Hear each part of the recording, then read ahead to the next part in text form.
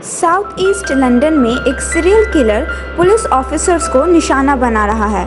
दो police constable की गोली मारकर हत्या और चीफ इंस्पेक्टर ब्रूस रॉबर्ट को हथौड़े से मार मारकर हत्या करने के बाद हत्यारे का पहचान की तलाश शुरू होती है। सर्जन पॉटर नैश को इन्वेस्टिगेशन का हेड करने के लिए साउथ ईस्ट लंदन ब्रांच में ट्रांसफ़र कर दिया जाता है। भले ही नैश एक बाहरी व्यक्ति है और खुले तौर पर गे होने के कारण उसका साथी उसका मजाक उड़ाता है, वो ये देखकर सरप्राइज होता है कि उसी हॉट हेडेड वाले gruff detective sergeant Tom Brandt में एक अनलाइकली एली मिल जाता है जिसका वायलेंट इंसिडेंट्स का एक हिस्ट्री है।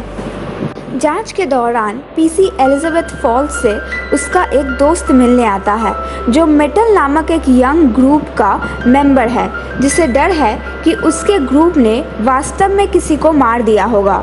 स्थिति की जांच करने का वादा करते हुए false detective inspector Craig Stokes से कांटेक्ट करता है, जो फॉल्स के साथ डेट पर जाने पर मदद करने के लिए सहमत होता है। ब्रांड के इन्फॉर्मेंट में से एक रैडनर ब्रांड और नैश को बैरी वीज नामक एक व्यक्ति की ओर इशारा करता है, जिसने हाल ही में प्रैक्टिस के लिए एक पुलिस कुत्ते को आग लगाने के बारे में ब्रैग किया था।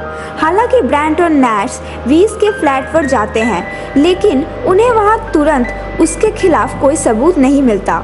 ब्रांड वीज को उस व्यक्ति के रूप में पहचानता है जिसे उसने 1 साल पहले बिलियार्ड हॉल में लड़ाई में पीटा था।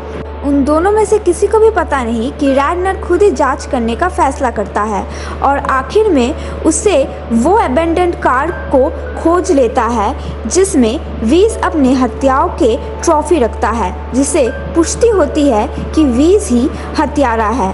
इस बीच वीज एक न्यूज़पेपर के रिपोर्टर हैरोल्ड डनलॉप से कांटेक्ट करता है ताकि ये सुनिश्चित हो सके कि उसके हत्याओं को प्रेस में एनफ कवरेज मिल रहा है।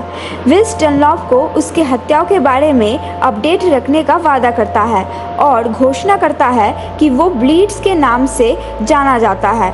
इसके तुरंत बाद डनलॉप से रैडनर भी कांटेक्ट करता है, जो अपने जानकारी को हाई प्राइस पर बेचने में रुचि रखता है।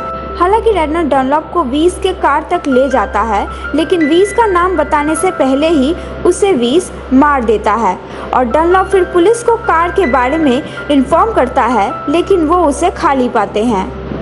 ब्रांड और एक साथी पुलिस कांस्टेबल को पता चलता है कि ब्लीड्स के अब तक के सभी शिकार पुलिस ऑफिसर्स हैं जिन्होंने पास्ट में वीज को अरेस्ट किया है और पीसी फॉल्स सबसे अधिक संभावना है कि अगला शिकार है। स्टॉक के साथ अपने डेट से घर लौटने के बाद फॉल्स पर वीज द्वारा हमला किया जाता है, लेकिन मेटल द्वारा उसे बचा लिया जाता है, जो इंश्योरिंग स्ट्रगल में मारा जाता है। इससे पहले कि वीज फॉल्स पर फिर से हमला कर सके, पुलिस आ जाते हैं। ब्रांड और नैश वीज को बाहर निकालने के लिए मीडिया को उसके तस्वीर जारी करने का फैसला करता है, जिसके बाद आखिरकार एक लंबे तलाश के बाद वीज को पकड़ लिया जाता है। हालांकि वीज के खिलाफ कोई ठोस सबूत नहीं है, इसलिए 48 घंटे और पूछताछ के बाद, जिसमें कोई भी रिजल्ट नहीं निकला, पुलिस वीज को छोड़ने के लिए मजबूर हो जाते हैं।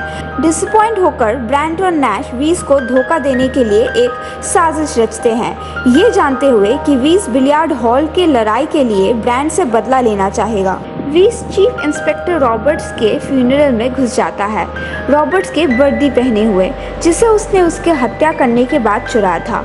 सर्विस के दौरान ब्रांड वहां से चला जाता है, उसके पीछे वीज भी होता है। ब्रांड वीज को एक पार्किंग गराज के ऊपर ले जाता है, जहां उसे पता चलता है कि रास्ते में ब्रांड और नैश ने अपना जगह बदल ली थी। छिपे हुए ब्रांड से हैरान वीज को बेरहमी से पीटा जाता है, उसे काबू में किया जाता है और उसकी बंदूक छीन ली जाती है, ये समझते हुए कि वो वीज को कानूनी रूप से दोषी ठहराने के लिए एनफ एविडेंस कभी नहीं पाएंगे। ब्रांड ये कंक्लूड करता है कि वो अब एक कन्वीनियंट सिचुएशन में है, क्योंकि वीज ने एक पुलिस ऑफिसर की पोशाक पहनी हुई है और ब्रांड के पास ब्लीड्स की बंदूक है। वो उसे उसके ही बंदूक से गोली मार सकता है और ऐसा लगेगा कि वीज ब्लीड्स के विक्टिम में से एक था।